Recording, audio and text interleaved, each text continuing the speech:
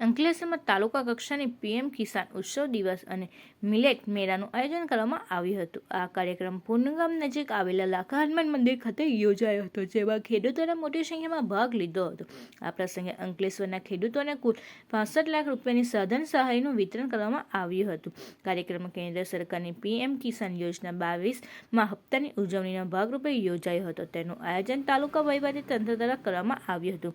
કાર્યક્રમ દરમિયાન ભારતના વડાપ્રધાન નરેન્દ્ર મોદી વર્ચ્યુઅલ માધ્યમથી દેશના ખેડૂતોને સંબોધન કર્યું હતું, જે ઉપસ્થિત સૌએ નિહાળ્યું હતું। આ ઉપરાંત મેળામાં મિલેટમાંથી મળતી આરોગ્યપ્રદ વાનગીઓ અને તેનો ઉપયોગ વિશે પણ લોકોને માર્ગદર્શન પૂરું પાડવામાં આવ્યું હતું। આ કાર્યક્રમ મામલતદાર રાજન વસાવા, તાલુકા પંચાયત પ્રમુખ પુષ્પા પટેલ, આગેવાન ભરત પટેલ સહિતના અનેક ખેડૂતો અને મહાનુભાવો ઉપસ્થિત રહ્યા હતા।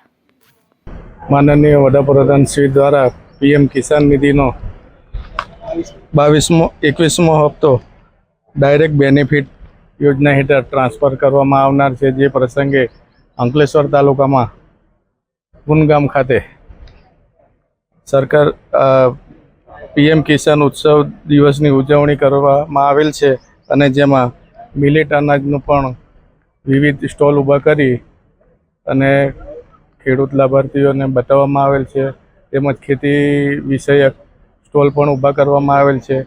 અંકલેશ્વર તાલુકાના તમામ ખેડૂત મિત્રોને 65 લાખ જેટલી સહાયના સાધનો પણ વિતરણ કરવામાં આવેલ છે।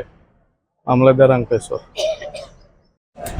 મારું નામ વસંતભાઈ નવીનભાઈ પટેલ છે। હું સારંગપુર ગામનો ખેડૂત છું।